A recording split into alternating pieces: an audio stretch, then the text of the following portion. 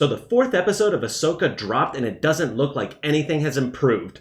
It still has the same boring and slow direction and cinematography, but now Disney has taken to insulting their fans further, which seems to be their typical modus operandi. So what are fans of the show saying, and how is Disney misconstruing the situation? Join me, dear viewer, as I dive deep into the dumpster fire that is Disney Star Wars. Ahsoka is a character that first appeared in the Clone Wars cartoon way back in 2008, if you can even remember that far back. I've always found Ahsoka to be a pretty interesting character, but Disney has never really done much with her until her titular show. Following some disastrous Disney Plus shows is no easy feat. As I've mentioned in several of my prior videos, Dave Filoni has been tasked with saving Star Wars from the clutches of the evil Darth Kathleen Kennedy and her band of Sith overlords. But has he succeeded? A common complaint among those that have watched Ahsoka is that the cinematography and story progression are boring and slow. It seems that the fourth episode continues the long and awkward pauses. It seems as if whoever the director is, he doesn't have much experience in establishing a proper tempo for the series. However, not all is lost. The fourth episode did surprise with a couple of interesting story developments. Establishing tension in a story is no easy feat.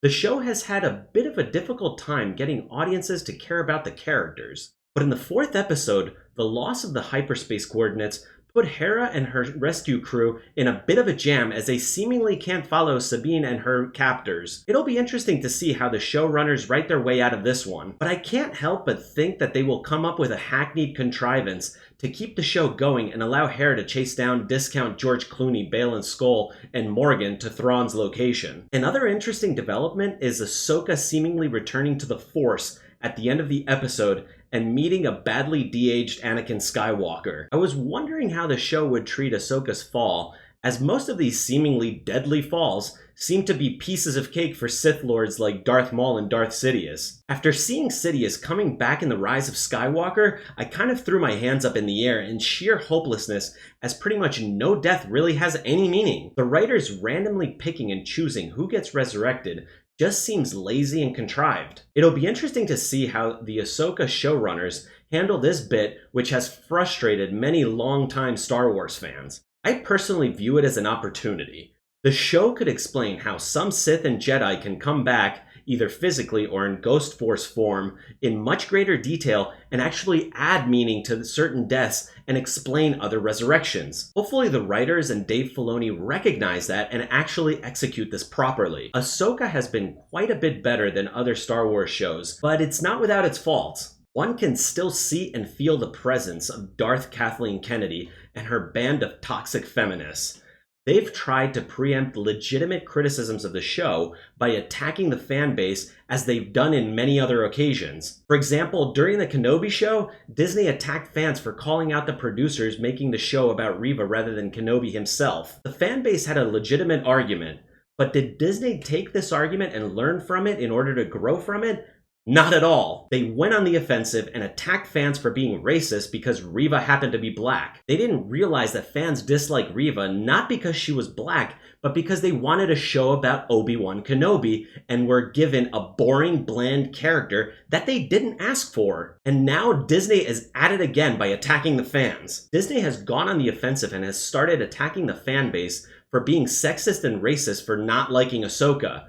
There is a legitimate and nuanced argument for the gender problems of Ahsoka, but I cannot for the life of me understand why Disney are calling fans racist. Rosario Dawson has been killing it ever since her 1995 acting debut in the cult classic film Kids. Personally, I think her performance in The 25th Hour, a film by Spike Lee, is among her absolute best. She has an innate ability to very organically blend in with other co-stars without upstaging them.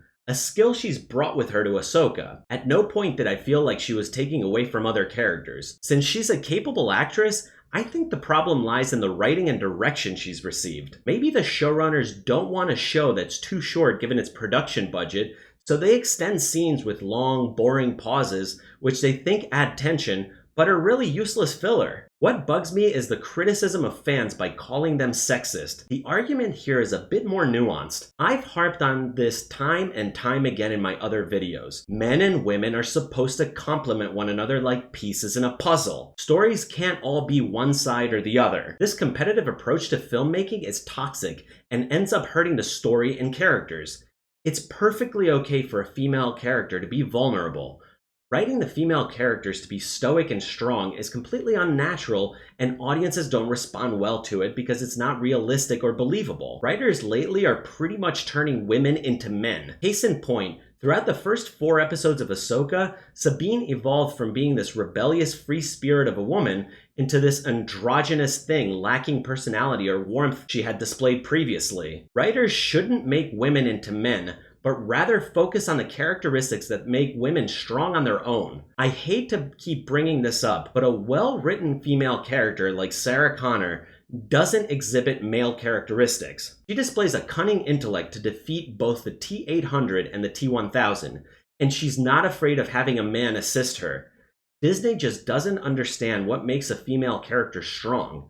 Instead, they choose to morph women into men in the hopes of achieving gender parity. This approach is what fans ultimately at their core dislike.